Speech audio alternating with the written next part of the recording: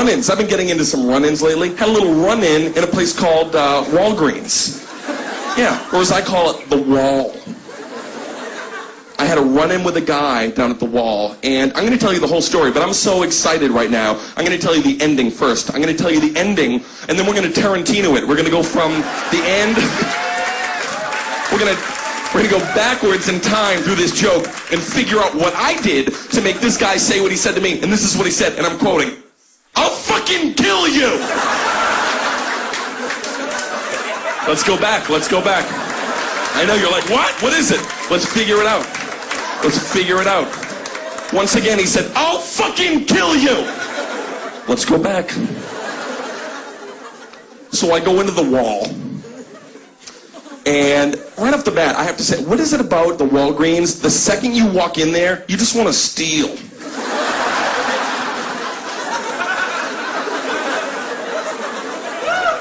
There's just something about the lighting that makes you really want to steal half of the things. You still want to pay for half.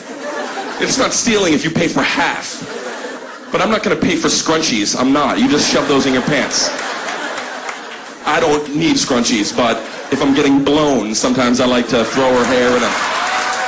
It's always good to have a banana clip or a scrunchie right nearby me.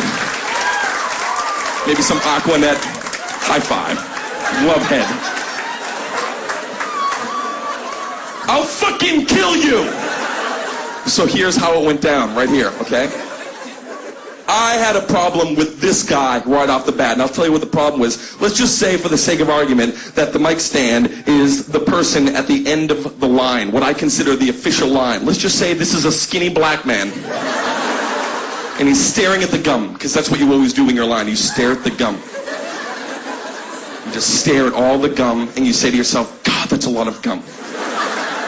There's so many flavors of gum here. What do I want to chew?" The problem that I have with the other gentleman is that he's not committed to the line. He's not standing in a way that says to me, "I'm a part of this community. I'm going on the journey with you to pay for my shit." He's doing that little floaty dance that people do, where they don't stay at the line. They do this thing where they it's called the floaty dance, and they touch everything, right? They just keep touching stuff.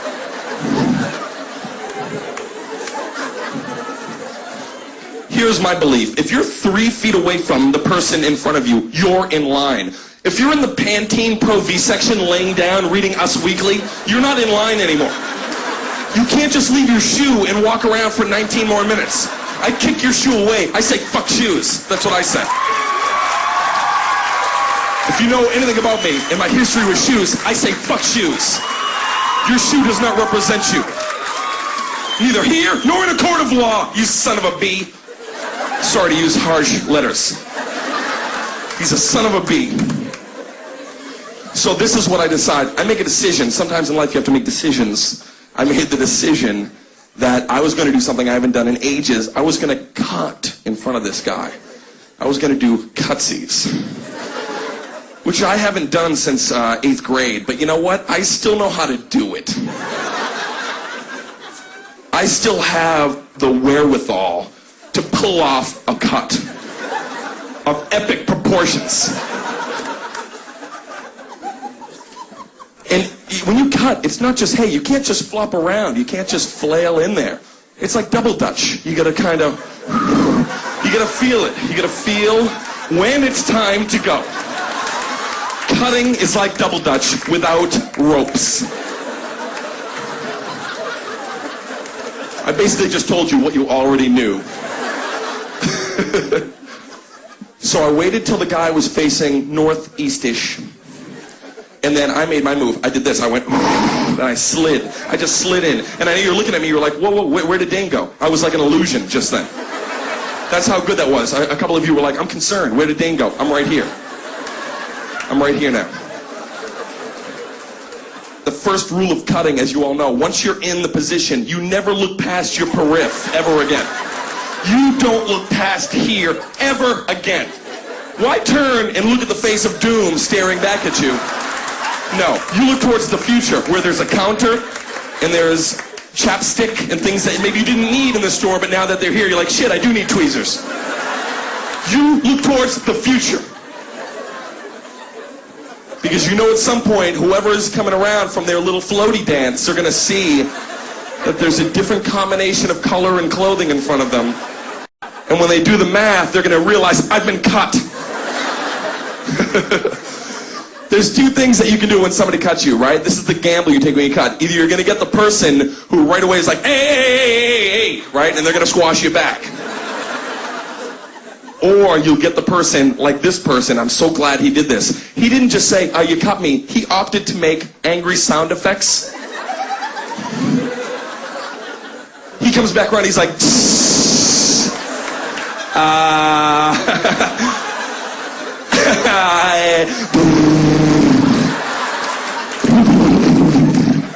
That's what you do. You do this thing with your hand where you point at the person's back and then you look at the people behind you.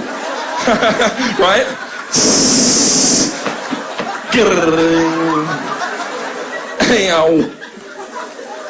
But again, I've committed. I'm looking towards the future. I've got my one item. I've got some deodorant, which I needed, right? Even at that moment, I would like to have applied some because I was under pressure.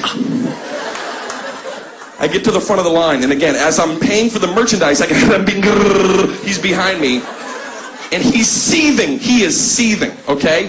You could taste his anger. It was in the air. You could actually go, wow, that's palpable. That man is very angry. Taste the air. He's really pissed. I pay for my merch, okay? And then I start heading towards the door, okay? And I'm calm, I'm cool, I'm collect. I'm being really savvy the way I just kind of walk towards the door. But inside, I'm celebrating. I'm like, Shazam, inside my head. That's what I say to myself when I'm excited. I say Shazam. And I see myself doing this, but I don't really do that. Because if I didn't say that and I just threw my hand up in the air, I look like I'm in the Special Olympics or something like that. I start heading towards the door, okay? I'm excited, but this guy, again, he is so angry at this point that I got away with it that he finally just had to say something, okay? He had to let me know how angry he was, and I don't know why he went with this first. The first thing he just grabbed out of his brain, he went, yeah, nice! Which I thought was an interesting choice. Out of all the things you could say, and especially in that tone, you could say anything in that tone, and I get, yeah, cinnamon bits! Yeah, seafood salad! I get it, you're angry, but he went with yeah, nice, and that made me interested, and as I was walking towards the door, I finally was like, I gotta look and see the face of the man who was so angry at me. He would say, yeah, nice! So I take a few steps, and then I gander back, and we catch each other's eye, and then I added this little thing. I went,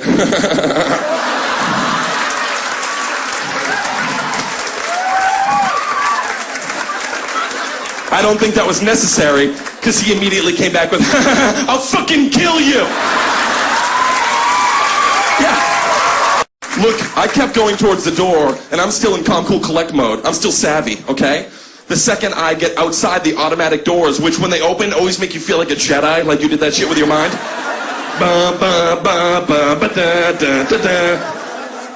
The second I get out of his eye shot, I start running to my car like a fucking gazelle, okay?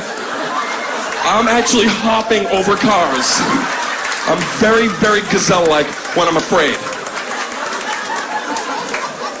I get into my vehicle, I take off. Because I don't want this guy to come out and get my license plate number. I didn't even want him to have that, because we all know that killers always have a hookup at the DMV. They always have a crazy friend who'll give them your address and all your fucking info for like a steak dinner and a Charms blow pop or something. No. So I take off, and then as I'm driving away in my vehicle, I start to think about it, and I think, oh my God, can you imagine if this guy really killed me? Killed me just because I cut him in line. Killed me. Finds where I live, right? I'm not home. Breaks in the door. Hides in my closet for 7 hours talking to himself. Come home. You're gonna die. Come home. I'll show you who's boss. Then I start wondering, what do you think he would say to me? What would he say to me? What would be the last thing he would say right before he sliced my throat? Because the killers in the movies always have to say that one last cool thing. They step out of the alley, Merry Christmas. What do you think he would say right before he sliced my throat? Probably something like this. He'd probably come out and go, who's cut now? That'd be a good one. I would have to, who's cut now? Yeah. I don't know what he would say, but I do know what would piss him off. This would piss him off. What if as he was about to step out to slice my throat, someone just stepped in front of him and sliced my throat first? Oh, he'd be pissed.